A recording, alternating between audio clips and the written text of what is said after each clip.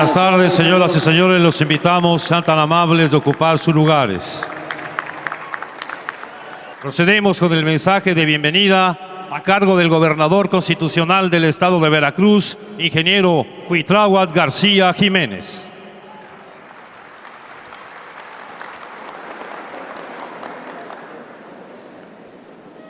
Licenciado Andrés Manuel López Obrador, presidente de los Estados Unidos mexicanos, a todos los compañeros, compañeras que nos acompañan del gabinete de nuestro presidente, bienvenidos. A los que nos visitan hoy en este gran día, sean todos bienvenidos a Veracruz. Si algo distingue a Veracruz es el campo, tan diverso, tan generoso, pero también tan sujeto a los azares meteorológicos y de temporal. Esta tierra, generalizando, podemos decir que es fértil. Sin embargo, se hace necesario dirigir la planificación agrícola, incentivar la producción y apoyar la comercialización para lograr el desarrollo productivo que pretendemos. Esto se ha venido haciendo con el apoyo de usted, presidente, por lo que en algunos casos estamos saliendo adelante con mucho éxito. Ejemplifico. Usted sabe que somos primer lugar a nivel nacional en la producción de caña de azúcar. Arriba de 16 millones de toneladas, y que el precio internacional del azúcar determina el monto del pago de la tonelada al productor. Le agradecemos, presidente, que gracias a su intervención, nuestro vecino del norte compra azúcar de Veracruz. Esto normalizó la demanda y, por lo tanto, la variación del precio que se le paga al productor fue a la alza en beneficio del cañero veracruzano en el gobierno de la Cuarta Transformación. Hace 4 años recorría estas zonas céntricas de Veracruz, lastimosamente donde llegaron a pagar en ese entonces al cañero 600 pesos la tonelada. Hoy reciben en promedio más de 1,100 pesos por tonelada. Los apoyos agropecuarios han fluido en todo el estado y en muchos casos son inéditos. Detallo rápidamente algunos. A través de la SADER, en programas como Producción para el Bienestar, Bienpesca, Segalmex con precios de garantía, apoyos en la sanidad y apoyo para gastos en energía eléctrica, se destinarán del gobierno federal este año más de 1,983 millones de pesos en beneficio de más de 222,000 productores veracruzanos. A través de Bienestar, con el programa Sembrando Vida, aquí en Veracruz se apoyarán a más de 73,000 pequeños productores con un monto de más de 4,000 millones de pesos. Solo estoy citando algunos de los programas. Y de la parte estatal, a través de diferentes programas de la Secretaría de Desarrollo Agropecuario, Rural y Pesca, este año destinaremos 497 millones de pesos, sin contar los 17 millones adicionales que aportaremos en el programa de apoyo a la empresa mediana agroalimentaria, que les permitirá un financiamiento por más de 270 millones de pesos. Dentro de la misma política agroalimentaria que usted hoy reimpulsa, nuestro gobierno viene operando con extensionistas en el campo, con grupos de productores a los que se les ofrecen talleres, guías y asistencia técnica en lo que hemos decidido llamar escuelas campesinas. Este año contratamos 500 extensionistas, es decir, técnicos en el área agrícola, de los cuales algunos se encuentran aquí. Bienvenidos, compañeros. Todos ellos van a operar 1.500 de estas escuelas campesinas y con ello orientar a 20.500 productores, considerando sus 68.460 hectáreas de parcelas productivas. Estimado presidente, cuente con el campo de Veracruz en esta cruzada permanente. Aceptamos el reto y vamos juntos por la producción planificada con los campesinos de abajo, porque con el campesino todo, sin el campesino nada. Sea usted bienvenido. Muchas gracias.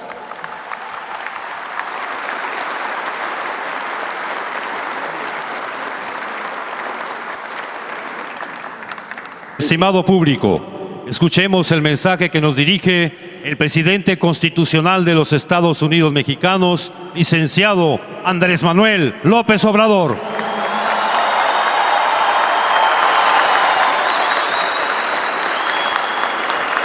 Paisanas, paisanos, me da mucho gusto estar aquí en Veracruz en compañía de el gobernador de Veracruz, Cuitláhuac García Jiménez, nuestro amigo, nuestro hermano, nuestro compañero.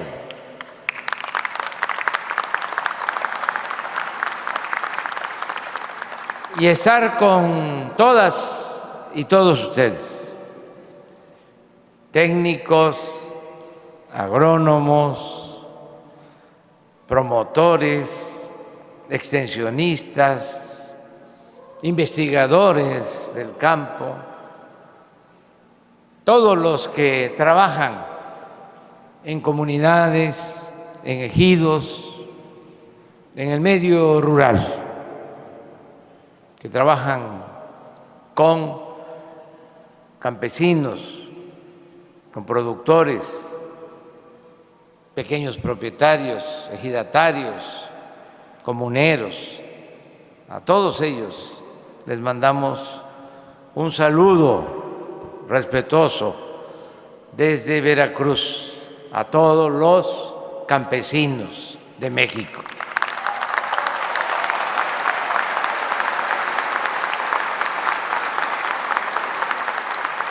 El propósito de este encuentro es el que sumemos esfuerzos, voluntades, para hacerle frente a un desafío que se nos presenta, el de la inflación. Estamos saliendo de la pandemia que nos causó mucho daño, no solo en lo material, sino en pérdidas de vidas humanas. Nos dolió mucho. Y salimos, a pesar de los pesares, porque nos unimos todos los mexicanos. Ayer decía yo y lo repetí en Monterrey, en Guadalajara, de que gracias a nuestro pueblo, a sus costumbres, sus tradiciones, podemos enfrentar calamidades. Siempre nuestras culturas nos salvan de momentos difíciles, de inundaciones y de sequías y de incendios y de temblores y de esa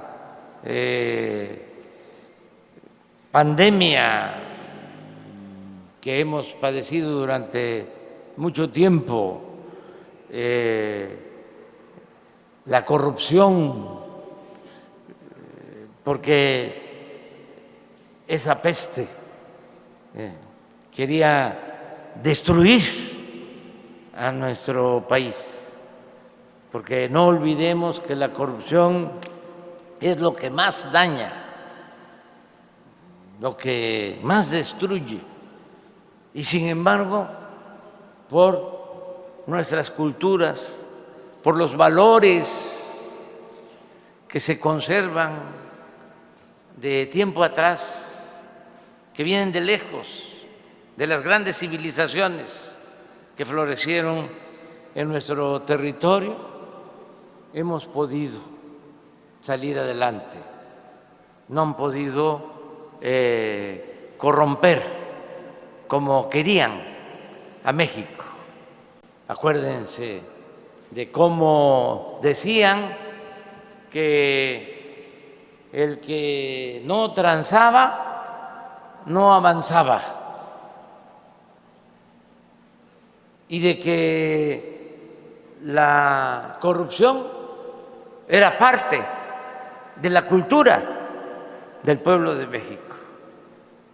Y decían, político pobre, pobre político. Y una vez le preguntaron a un cacique que siquiera la moral, y dijo que era un árbol que daba moras y que valía para pura. Eso no lo puedo decir. Pero quisieron corrompernos a todos, haciéndonos creer que vale el que tiene. Sin embargo, abajo, en nuestras familias, nuestros pueblos, se mantuvieron otros valores: la honestidad, el hacer el bien sin mirar a quién, el cuidarnos unos a otros, el ser bondadosos, fraternos.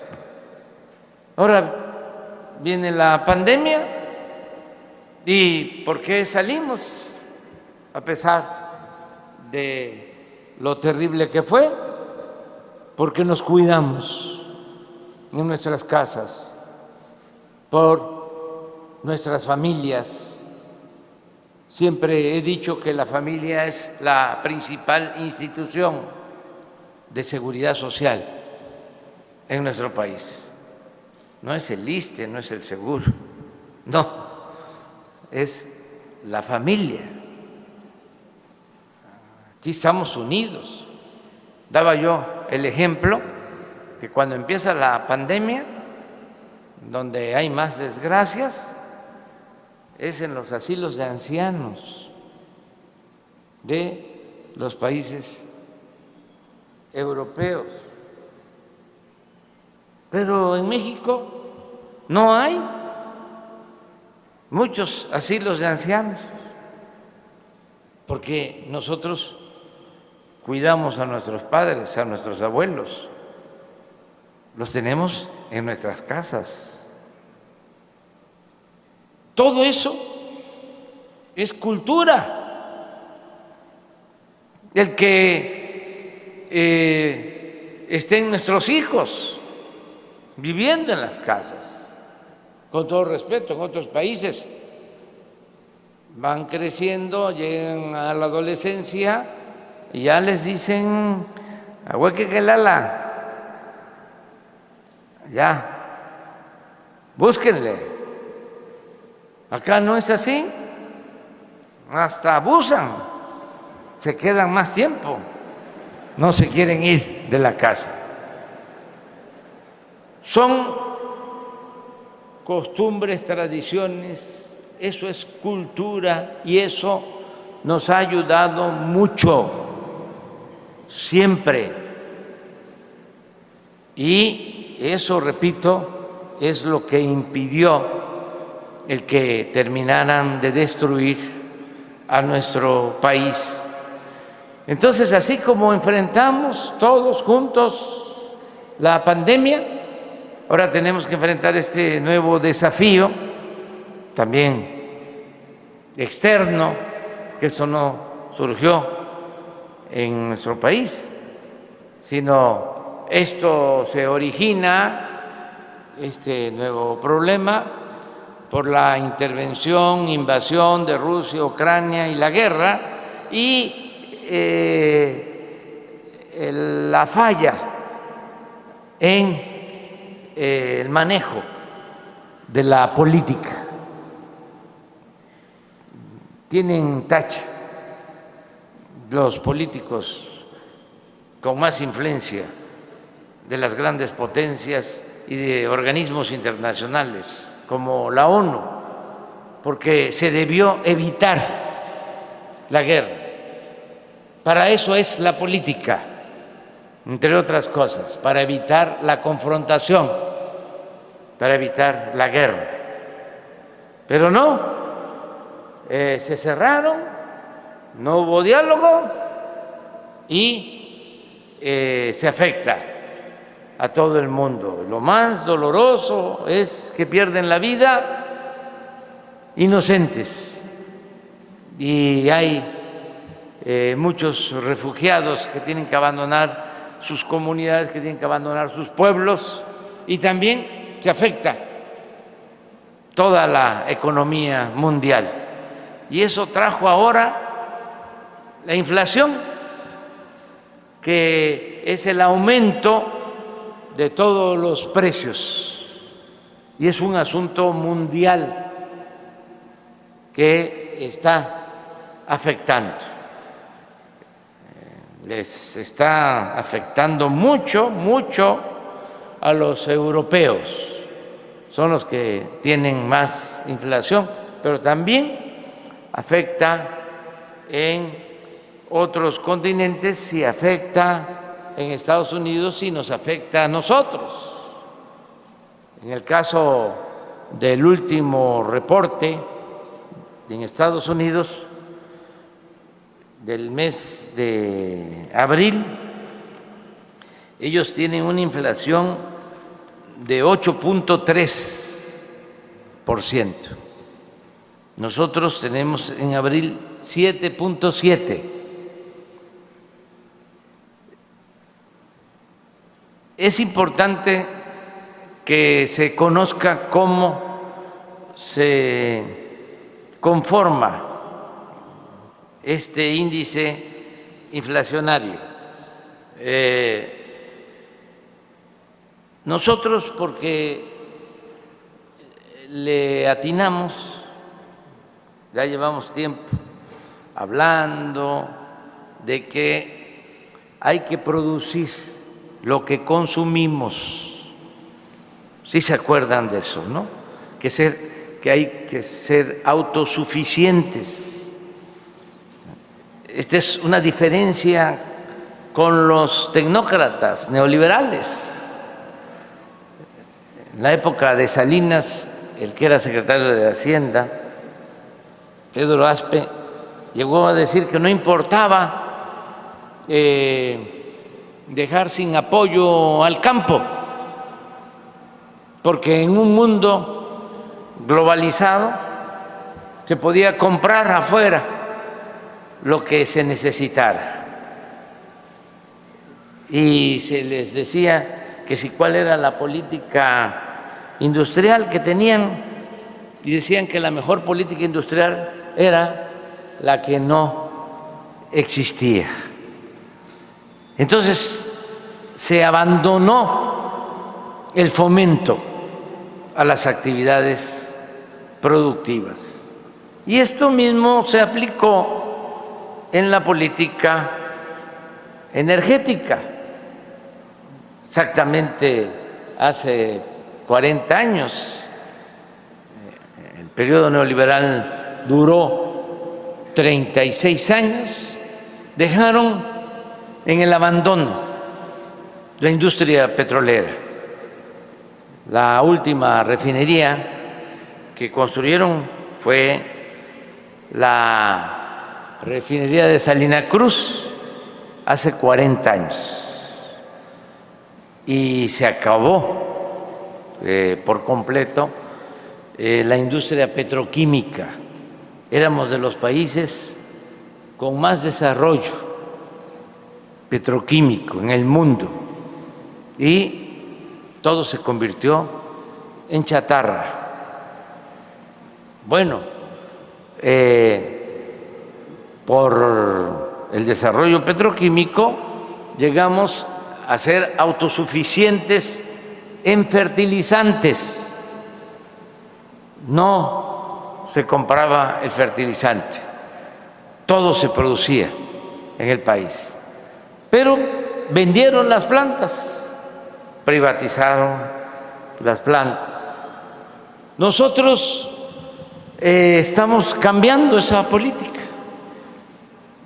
Decidimos procesar la materia prima, el petróleo crudo, en nuestro país, darle valor agregado, no vender solo el petróleo crudo y comprar las gasolinas, porque como lo he dicho muchas veces también, si seguíamos con esa política era como seguir vendiendo naranja y comprar jugo de naranja. Decidimos por eso seguir extrayendo petróleo de manera racional. Tenemos como propósito no extraer más de 2 millones de barriles diarios. Para que tengan una idea, en los tiempos del gobierno de Fox llegaron a extraer 3.400.000 barriles diarios. Y nosotros estamos extrayendo en promedio la mitad, porque tenemos que dejarle a las nuevas generaciones esta riqueza que es de todos. No es que no haya petróleo, hemos invertido en exploración y tenemos para sacar el doble de petróleo, pero no vamos a actuar de esa manera, quedándonos nosotros, nuestra generación, gastándonos la herencia de nuestros hijos y de nuestros nietos. Pero además, nosotros no tenemos un doble discurso, no somos hipócritas, de esos que andan ahí promoviendo el que hay que enfrentar el cambio climático y que ya no hay que seguir utilizando recursos como el petróleo. Sin embargo, cada vez están produciendo más. Esa hipocresía no. Nosotros con hechos estamos demostrando que cuidamos el medio ambiente. Les doy algunos datos. No vamos a extraer más petróleo que el que se necesite para el consumo interno de México. No hemos dado una sola concesión para la extracción minera.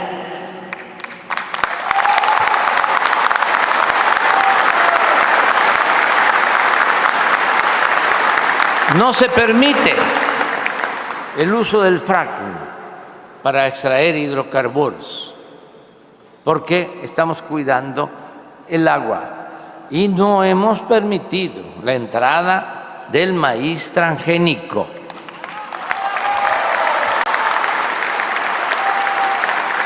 Hechos, no palabras.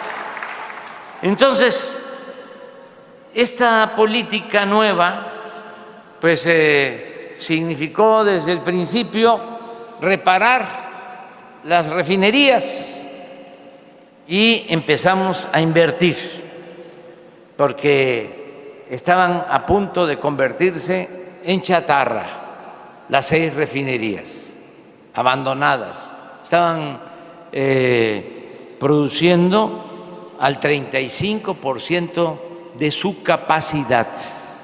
Empezamos a invertir, llevamos ya destinados más de 40,000 millones de pesos que se han invertido para cambiar plantas en las 6 refinerías, y ahora el resultado es que ya estamos importando, estamos comprando menos gasolinas en el extranjero. Estamos comprando 45% menos de gasolinas, y esto pues nos significa que podemos mantener precios justos en la gasolina. La gasolina hoy en México es más barata que en Estados Unidos.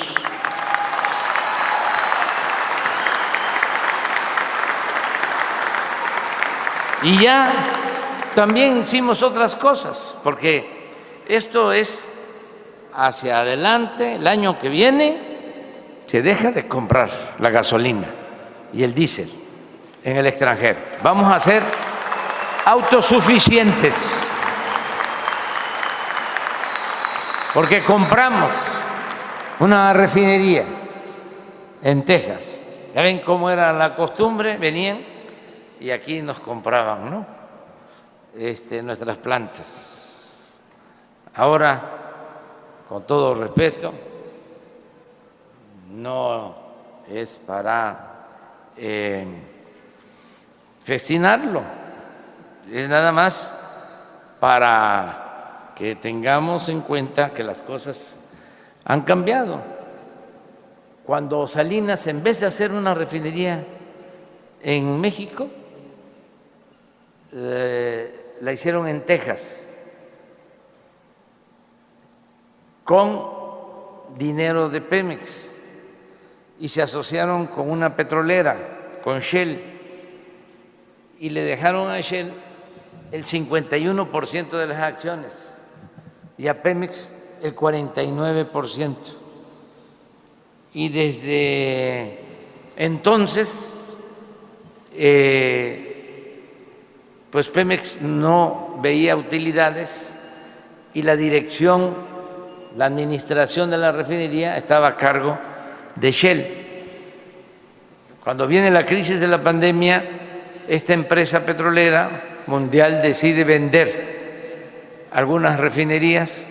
Esta no estaba incluida porque esta tiene muy buen rendimiento, tiene capacidad para procesar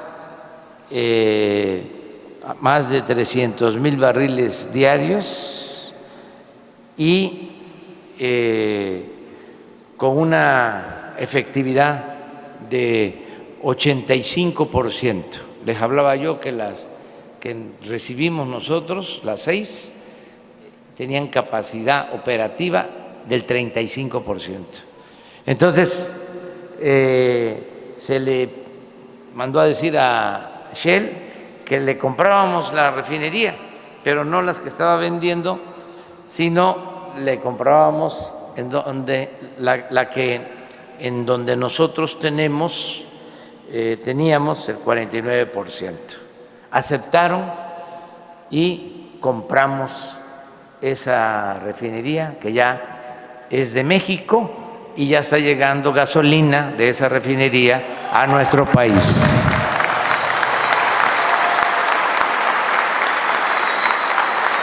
Ya saben también que se está por inaugurar la refinería de Dos Bocas, también para procesar más de 300,000 barriles diarios, y estamos haciendo una planta, una coquizadora para exprimir más el combustóleo, sacarle gasolina y no solo hacer más rentable esta planta, sino dejar de contaminar.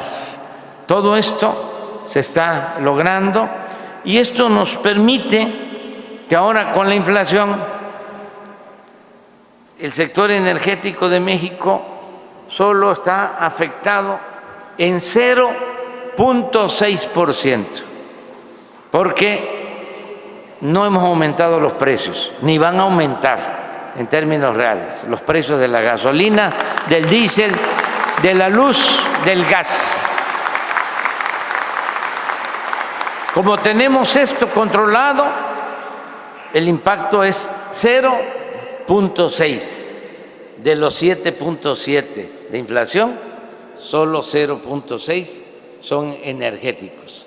Nada más piensen si dejamos libre, sin el apoyo que le estamos dando para que no paguen impuestos los consumidores de gasolina, si dejamos libre el precio, se va la gasolina a las nubes, y si aumenta la gasolina, ya lo saben ustedes, porque no hace falta ser economista, para saber que si aumenta la gasolina, sube todo. Solo los economistas tecnócratas son los únicos que andan despistados y no se dan cuenta de esto. Pero el pueblo es sabio, el pueblo está bien avispado, bien despierto. Entonces, no vamos a aumentar los precios de los combustibles. En Estados Unidos, del 8.3% de inflación, 2.1% es inflación por energético. Están a punto de emitir un decreto porque van a tener que controlar los precios. Ahora en la frontera, y lo vamos a seguir permitiendo, nuestros amigos, vecinos de Estados Unidos llegan a cargar a las gasolineras o gasolinerías que están del lado mexicano, y lo vamos a seguir permitiendo porque nosotros no queremos que haya fronteras. Nosotros somos partidarios de un mundo sin frontera. Nosotros queremos que haya fraternidad universal.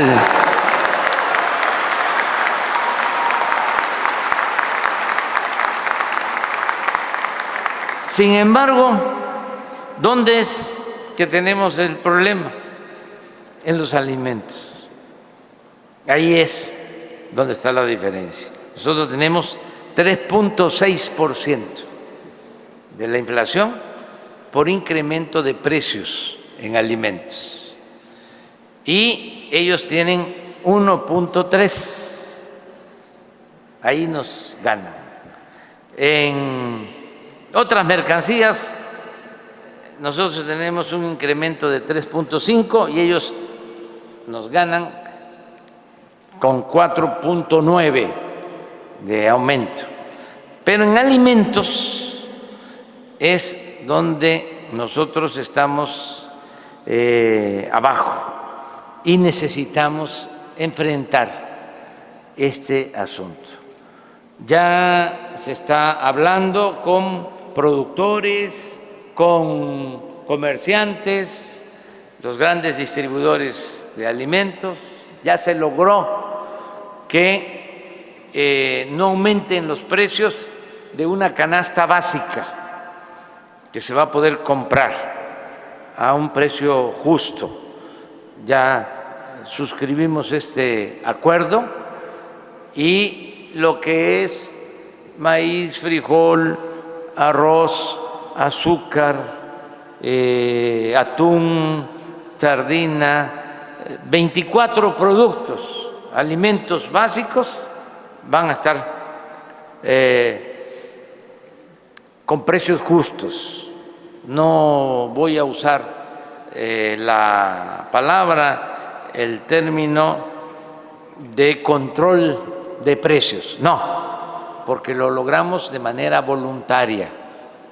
Participaron los grandes productores y los grandes distribuidores, las grandes tiendas como Walmart, como Chedraui, como Soriana, ya aceptaron eso.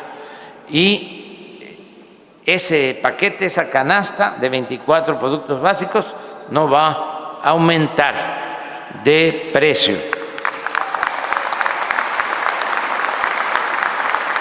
Y se los agradecemos mucho no les afecta tanto, al contrario, ellos contribuyen, no les afecta mucho porque el que sabe de comercio conoce que hay artículos que les llaman ganchos, que dejan muy poco, pero al ir a una tienda de esas, pues no solo van a ir a comprar la canasta básica o lo más necesario, de repente compran otro artículo y ahí es donde ellos tienen utilidad. Entonces, esa es la práctica comercial y no siempre la gente, afortunadamente, compra lo básico. También compran otras mercancías, compran la ropa, tienen que comprar el calzado y ahí ya tendrían ya una utilidad razonable en el comercio.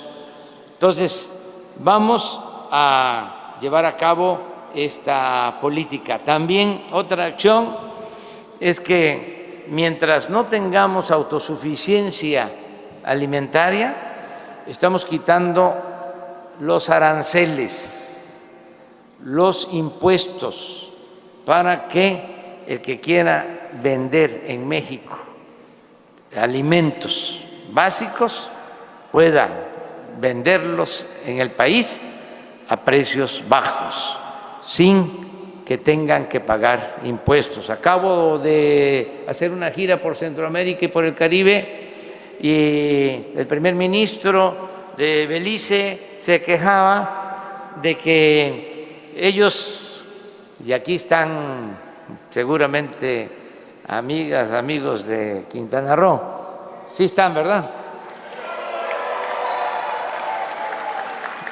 Conocen bien esta historia de que los hermanos vecinos de Belice pues compran todo en Chetumal. Y me decía el primer ministro, estamos comprando pues como 500 millones de dólares en México y México solo nos compra 1 millón.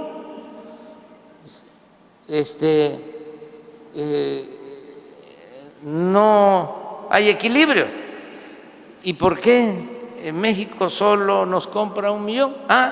Porque si queremos venderle ganado, que tenemos, y si queremos venderle maíz, tenemos que pagarles impuestos, tenemos que pagar un arancel, así se llama. Pues ya di la instrucción que se quiten esos aranceles.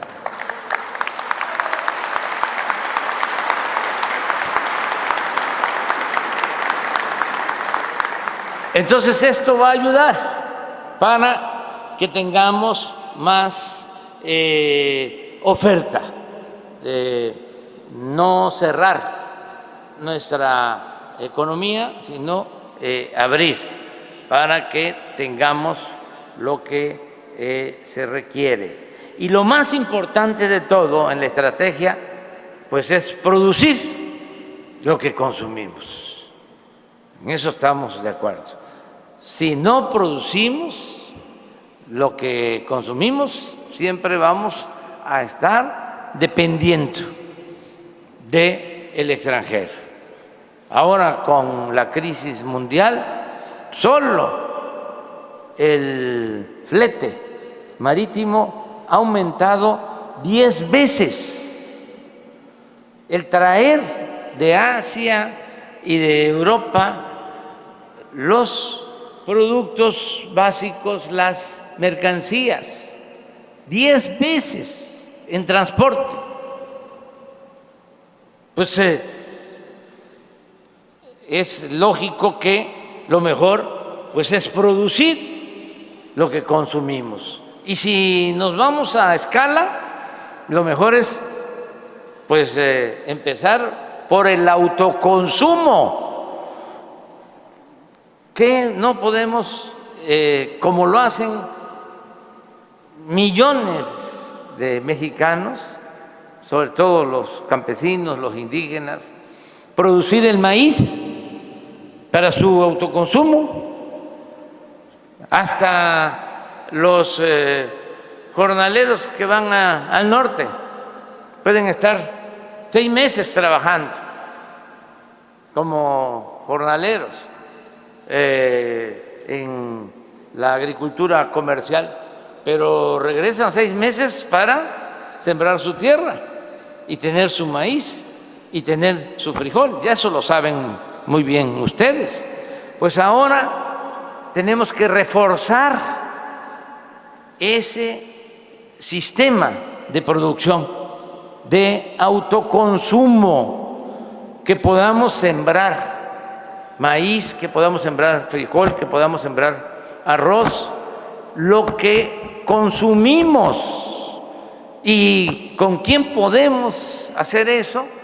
Pues desde luego que con los campesinos, mujeres y hombres, porque en el campo trabajan mujeres y hombres.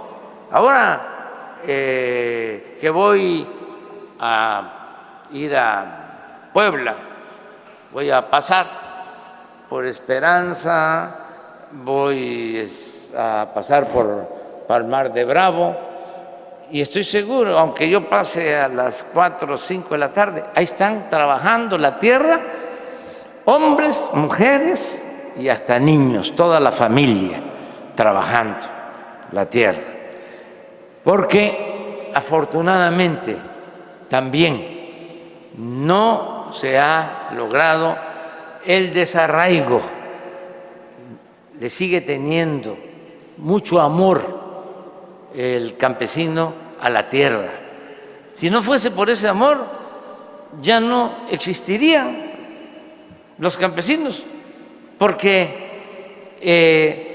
los han tratado tan mal. No solo es el abandono, como se dice, al campo, no, es el abandono al poblador del campo.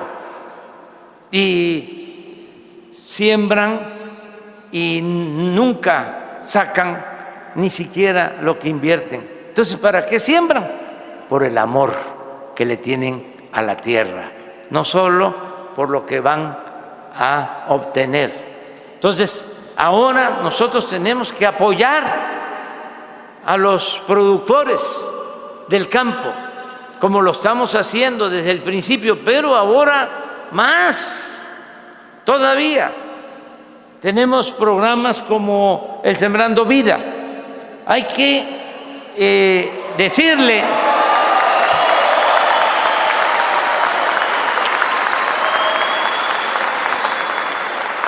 a las sembradoras, a los sembradores, que si están plantando cítricos o árboles maderables, que ahí vayan intercalando, que ahí se siembre maíz y se siembre frijol para tener autoconsumo. Esa es la orientación que estamos dando, y lo estoy haciendo aquí con ustedes porque ustedes trabajan ahí abajo, pero también lo voy a estar repite y repite como disco rayado en las mañaneras. Todos a sembrar. Jornada, campaña de producción para el autoconsumo.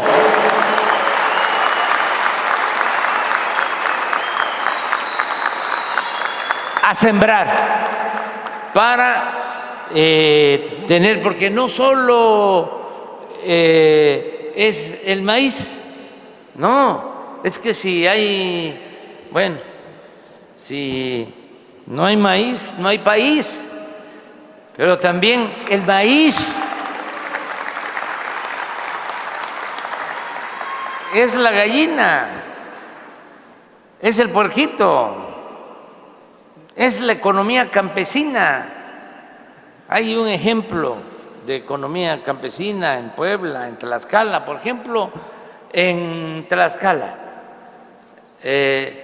tienen muy poca superficie, son parcelas muy pequeñas, pero ahí tienen maíz y producen lo que consumen y un poco hasta para vender, hasta para el mercado. Y en el patio, en el solar, ahí están las gallinas, ahí tienen una, tienen 2 vacas, ahí están los chivos, y todavía adentro de la casa está el telar. Fíjense lo que es una economía integrada, economía campesina integrada.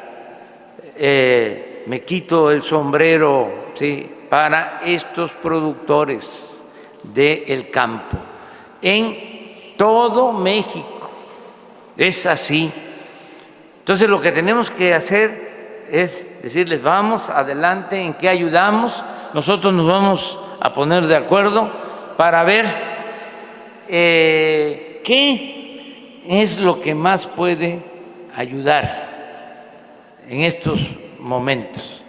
No hacerle como los tecnócratas corruptos, que había una crisis económica y lo primero, hay que pedir crédito, que era lo que me estaban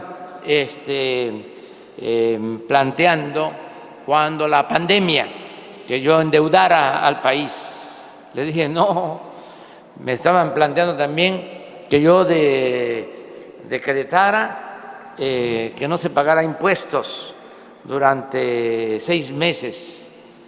Imagínense, nos quedamos sin ingresos, ¿cómo vamos a ayudar a los más necesitados? Y eso de pedir crédito, como lo hicieron otros países, pues ahora están padeciendo ellos, nosotros no, porque no vamos a pedir crédito para darle a los de arriba, como el FOBAPROA, que las deudas privadas se convirtieron en deuda pública. Ahora fue distinto, ahora fue de abajo para arriba. Nada de que hay que darle a los de arriba, porque así, si se le da a los de arriba, llueve fuerte y gotea a los de abajo. Que se vayan al carajo con ese cuento.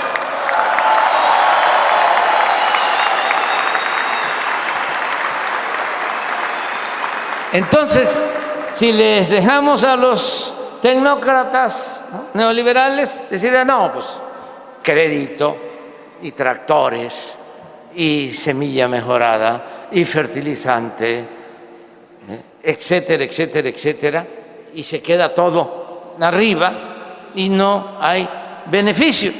Entonces tenemos que ver qué se ayuda. Dijimos: vamos a establecer los precios de garantía, por ejemplo. Claro, ahora ya los precios de garantía, cuando comenzamos le pagaban al productor de frijol a 6 pesos el kilo. Establecimos los precios de garantía, ahora les pagamos 14 pesos el kilo. Ya no nos venden a nosotros los productores porque el frijol ya vale más. Pero si quitamos el precio de garantía, los 14 pesos, los coyotes van a querer hacer su fiesta, su agosto. No vamos a quitar el precio de garantía, lo vamos a mantener en maíz, en frijol, en arroz, en leche, en los básicos. Pero no solo es eso. Tenemos, por ejemplo, que pensar en cómo ayudamos ampliando el programa de fertilizantes, buscando también el equilibrio del fertilizante orgánico para no afectar el suelo y también el fertilizante convencional. Ya en Guerrero, y lo tenemos probado, lo podemos demostrar, se aumentó al doble la producción, porque en Guerrero todos los productores reciben fertilizante gratuito, todos. en el estado de Guerrero. Y ya ampliamos ese programa para Puebla, para Tlaxcala, para Oaxaca, lo va a tener Chiapas, en el norte Zacatecas, Nayarit, pero también lo vamos a aplicar aquí, en Veracruz y Quintana Roo y Campeche y Tabasco.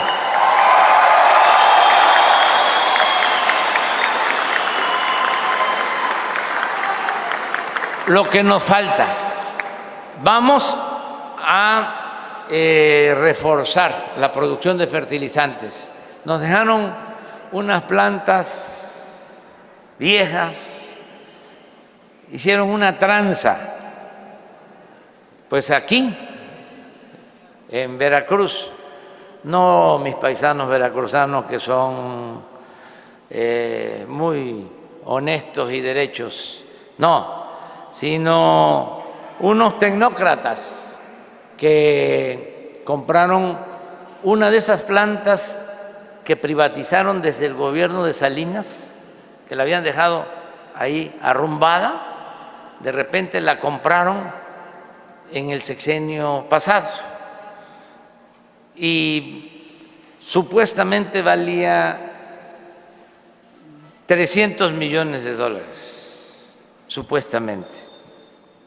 Estaba parada y la pagaron en $500 millones. Y hay un juicio y ya el responsable está devolviendo $200 millones. Ya devolvió 100 y va a tener que devolver los otros $100 millones. Y esa planta ya está produciendo fertilizante y la vamos a mejorar, la vamos a ampliar. Lo mismo hicieron con la compra de otras plantas en Lázaro Cárdenas, Michoacán. Y vamos ahora a rehabilitar esas plantas lo más pronto posible para producir el fertilizante y entregar de manera gratuita el fertilizante a los productores. Ese es el compromiso que vamos a llevar a la práctica.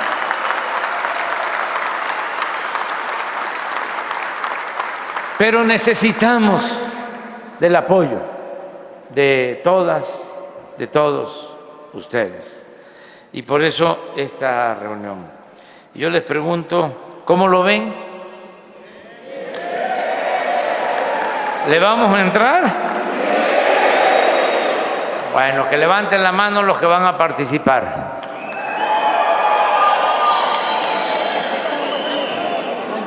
Vamos a enfrentar la inflación porque afecta mucho. Estamos aumentando como nunca se había hecho en más de 40 años el salario de los trabajadores.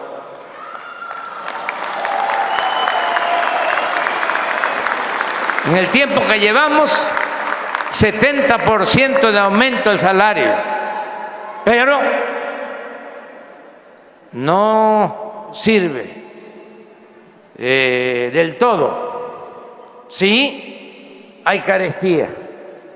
¿Saben cómo mido yo lo del salario? Cuando llegamos, bueno, hace 40 años, un salario mínimo alcanzaba para comprar 50 kilos de tortilla. 50 kilos de tortilla.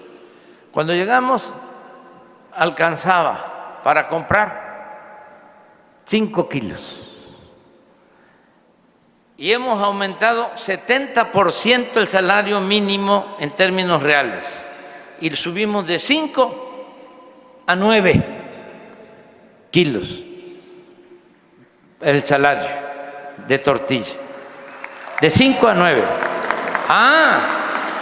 Pero ya con la inflación ya se nos cayó a 7 kilos.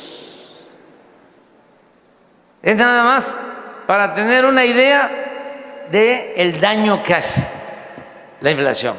Porque podemos tener más ingresos, pero hay que pagar más por lo que consumimos. Es un impuesto terrible que afecta más a los pobres, a la gente humilde. El que tiene mucho dinero, ¿qué le va a importar si aumenta 10, 15, 20% lo que consume? Pero a una gente de escasos ingresos económicos sí le afecta. Luchar contra la inflación es enfrentar a la pobreza, es garantizar de que el ingreso le rinda más, fortalecer el poder de compra de nuestro pueblo. Para eso es la lucha contra la inflación. Me dio mucho gusto estar con ustedes. Nos vamos a seguir encontrando. Esto también hay que celebrar, porque imagínense, nos viene este problema de inflación, ¿y cómo le hacemos si no estuviesen ustedes trabajando ahí abajo? ¿Iban a estar ustedes si hubiese ganado otro partido? ¿Hubiesen aplicado estos programas? ¿Estaría el Sembrando Vida? ¿Estarían los precios de garantía? ¿Estaría la producción para el bienestar? Claro que no. Yo dije cuando andábamos en la campaña, dije, quiero que los agrónomos que ahora, porque no les dan trabajo, están laborando honestamente, buscándose la vida como choferes, quiero que vuelvan a trabajar en su profesión, que vuelvan al campo. Y estamos cumpliendo con técnicos, con agrónomos, con extensionistas. Ya ven cuánto critican al Tren Maya los conservadores corruptos. ¿Saben cuántos arqueólogos están trabajando en el Tren Maya? 1000 arqueólogos. ¿Cuándo habían trabajado tantos arqueólogos en el Tren Maya? ¿Cuántos biólogos cuidando el medio ambiente? Entonces, nosotros vamos a seguir impulsando el desarrollo del país, el desarrollo independiente, y lo vamos a seguir haciendo con los trabajadores, con los obreros, con los profesionales, con todos los mexicanos. ¡Que viva México y que viva nuestro pueblo!